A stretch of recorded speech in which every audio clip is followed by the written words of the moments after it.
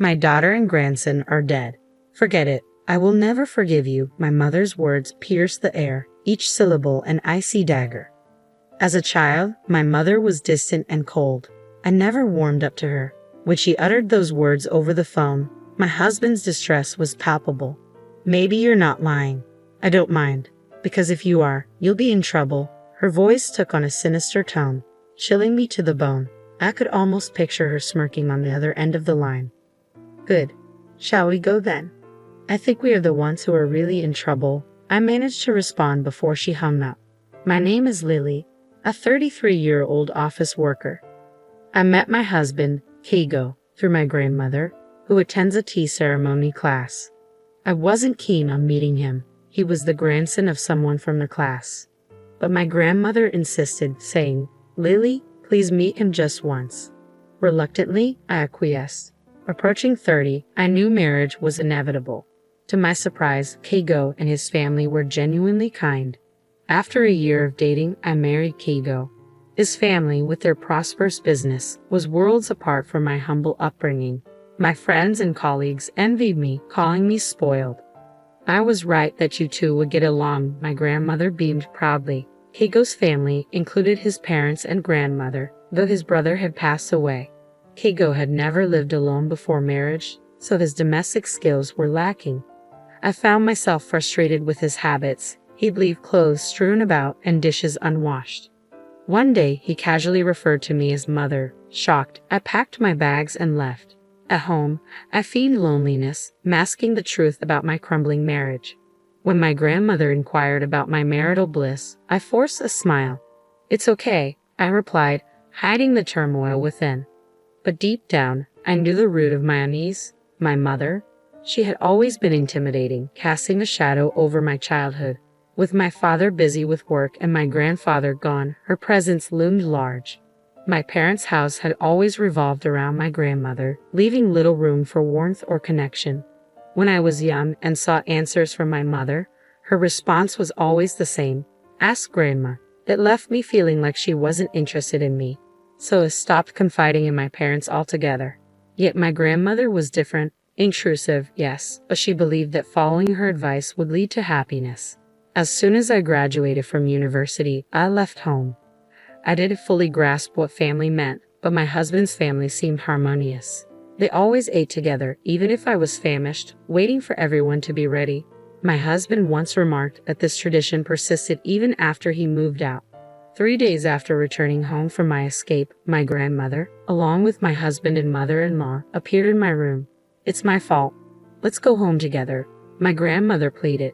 My husband looked remorseful. "I spoiled him too much," he admitted. I was swayed by their apologies.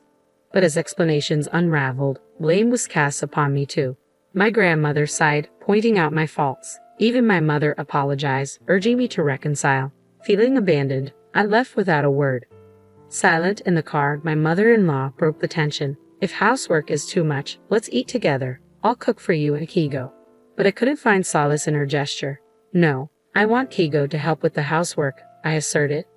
Surprised, my mother-in-law questioned, "Isn't housework the wife's job?" I retorted, "I have a job too. We're not a conventional family. Keigo will inherit the company, but that doesn't make household chores solely my responsibility." Despite my silence, my mother-in-law persisted. Finally, I confessed my pregnancy, despite being told to keep it secret. My husband was thrilled, and I knew, amidst the chaos, a new chapter awaited. My mobility had diminished since my husband was to become a father. I wished he'd be a tad more cooperative with household chores. It's as simple as that. Irritation brewed within me as I hadn't even visited a maternity hospital for examination yet. Unexpectedly, my mother-in-law's demeanor shifted. From complaints to gentle inquiries about my pregnancy, it felt like a flip of a switch. Was this a split personality?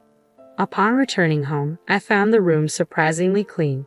"Did you clean it?" I asked my husband. "I wish you'd have kept the pregnancy a secret," I sighed. He confessed that my mother had been a nuisance, bothered by the impending arrival of our child. "I'm sorry," he said earnestly. His sincerity moved me. Perhaps I should try a bit harder. Eating at my parents' house on weekends sounded appealing. His gentle suggestion left me with no reason to refuse. Despite knowing I should take it easy, I embarked on a challenging pregnancy journey. At the maternity hospital the following week, the doctor's confirmation brought immense joy. I promised to shower our unborn child with love. Eating at my in-laws wasn't as dreadful as anticipated. Their happiness about the pregnancy was palpable, especially my father-in-law and grandmother-in-law. "Come on, Lily, eat. You're carrying our precious there," my mother-in-law cooed, masking any hint of sarcasm. I reassured myself that I could manage, but as we sat for dinner the following week, I reached my breaking point. Despite my embarrassment, I mustered the courage to make a request to my mother-in-law. "I'm sorry, mother-in-law." My mother-in-law's smile abruptly faded into a grim expression when I mentioned my morning sickness. Feeling uneasy and unwell, I confessed that I couldn't wait until dinner time to eat due to nausea. However, her response was unexpected. "Morning sickness? Didn't Keigo tell you? We have a rule to eat only when everyone is present. Please be patient," she stated firmly, catching me off guard. Her subsequent attempt at humor, calling the situation totally nasty, only added to my distress, tears welling up in my eyes. That evening, with my father-in-law arriving home late, dinner was delayed until after 8 p.m. Unable to wait, I ate quietly while my mother-in-law was out, feeling ashamed of my own actions. Later, when I returned home, exhausted, my husband chided me for being greedy at my parents' house. My attempt to explain my morning sickness fell on deaf ears. "Well, I'm a man, so I don't understand," he concluded dismissively. Overwhelmed with anger and speechless, I ceased visiting my in-laws. Instead, I feigned illness to avoid facing the discomfort and humiliation again. Each day, grappling with the weight of morning sickness, I longed for relief while cherishing the growing life within me. Despite my father-in-law and grandmother-in-law's gentle reminders to take it easy, my mother-in-law's relentless insistence on my presence became a source of stress. Her incessant calls only worsened the situation, leaving me with a pounding headache. In the midst of my discomfort, I couldn't help but wonder why Keigo was the only one visiting my parents' house. The pressure from my mother-in-law weighed heavily on me, pushing me further into isolation. "I have severe morning sickness," I sighed, hoping for some understanding. "Huh, again? I guess that means you're feeling good," my mother-in-law quipped, her tone light. Feeling dismissed, I retorted, "Yes, even though I look sick, no one sympathizes with me. Just because you didn't have morning sickness doesn't mean everyone else is fine." Apologizing for the bad signal, she hung up. Frustrated, I packed my things and returned to my parents' house, entering the second half of my pregnancy. When I mentioned to my husband about wanting to stay home early, he casually brushed it off. Despite frequent calls and messages, I ignored them, feeling overwhelmed. Even my grandmother, usually gentle, expressed her displeasure, refusing to offer assistance. Despite the strained relationship with my in-laws, one silver lining was more time with my mother. Confiding in her, I revealed the tension with Keigo and his mother. Keigo's indifference towards household chores and occasional outbursts left me scared and isolated. When I approached my mother-in-law, she urged me to be patient, even after I showed her a bruise from one of Keigo's outbursts. Now, contemplating divorce after the baby's birth, my mother listened in silence, her expression stern. "Yes, I understand," she finally replied. With just one word, I responded to the chaos unfolding around me. Eventually, I gave birth to a healthy baby boy. When labor pains struck, I reached out to my husband, but his cold response left me feeling faint. "I can't go. I'm busy with work. Just let me know when you're discharged," he said, indifferent to the impending arrival of our child. His callousness fueled my anger, so when the day of discharge arrived, I chose not to inform him, and strangely, he didn't reach out either. As I made my way back to my parents' house, my phone rang. It was Keigo, demanding to know why I hadn't returned home yet. His voice, filled with frustration, echoed through the room. Silent shock engulfed me when my mother uttered her unforgivable words. "My daughter and grandson are dead. Forget it, and I will never forgive you." It was outrageous. Then, a voice, unfamiliar yet somehow familiar, spoke nearby. It was Keigo's mother. Accusations flew, and my body trembled with disgust. My mother intervened, suggesting we involve the police to address the abuse I had endured. With a firm hand, she ended the call and enveloped me in a tight embrace, offering the comfort I desperately needed. It was the first time my mother had hugged me in such a way, And in that moment, I felt an overwhelming sense of relief knowing she was by my side. As I watched my son sleeping peacefully with my mother, my grandmother returned, her footsteps echoing loudly. "What the hell? You're still alive," she exclaimed, her frustration evident. A call from Keigo's mother had stirred her ire, and now she demanded an apology. Reluctantly, we accompanied her back to the in-laws' house. But upon arrival, tension hung thick in the air. My mother-in-law and husband greeted us with cold stares. "Oh, isn't he our cute heir?" my mother-in-law cooed, reaching for my son, but I recoiled involuntarily. "Don't touch me," I snapped, surprising myself. An argument erupted when my husband dismissed my concerns about divorce. His fear was palpable, faced with the possibility of separation. My mother-in-law's accusations only added fuel to the fire. "You should apologize. The police are exaggerating," my husband insisted, but I stood my ground. Amidst the chaos, my mother's silence spoke volumes. "Which one is crazy?" she challenged, glaring at my grandmother. Suddenly, a commotion from outside interrupted the confrontation. Keigo's grandmother arrived, her presence commanding attention. With cold eyes, she admonished her daughter and grandson for their behavior. In that moment, realization dawned. Keigo's obsession with the family business had blinded him to my struggles. His grandmother's words struck a chord, prompting apologies from both my husband and mother-in-law.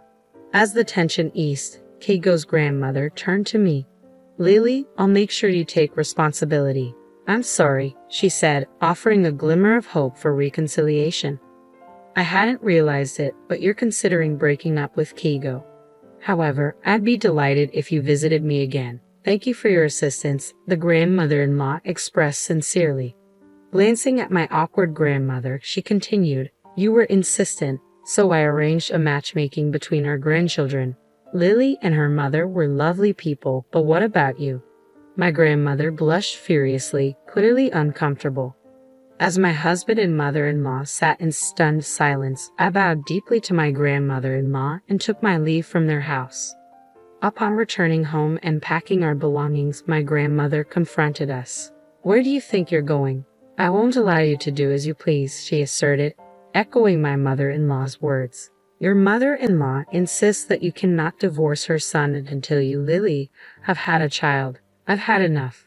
Later, my mother revealed that my father had been involved with another woman, for which my grandmother blamed her. When my mother demanded a divorce, my father refused to allow me to leave with her. My mother regretfully admitted that she should have fled with me to spare me from suffering. Her words brought tears to my eyes. Eventually, both my mother and I divorced our respective partners. My father initially resisted, but evidence of his affair forced him to comply. Learning of his betrayal shattered my perception of him, and I vowed never to see him again. My mother also sought compensation from my grandmother for the distress she caused. Keigo's family faced consequences too. They were ousted from their former position of influence due to embezzlement allegations. It turned out that Keigo's grandmother, now the company's chairwoman, had uncovered their wrongdoing. When faced with the ultimatum between family and company, Keigo chose the latter without hesitation. His tearful reunion with his mother bore no forgiveness, as they both faced accusations of criminal activity before disappearing. Despite the turmoil, life improved after our divorces. My mother and I rented a small room and began living together, finding solace in each other's company. I named my son, "I Am You," a testament to our newfound independence. My mother flourished on her own, rediscovering her passions and hobbies. Colleagues noticed her increased happiness, and even at my part-time job, I found myself smiling more. Through living together, I learned more about my mother, her talents, preferences, and dislikes. Grateful for everything she had done for us, I thanked her sincerely. Moving forward, I vowed to embrace the future alongside my precious family, strengthened by the bond between my mother, my son, and me.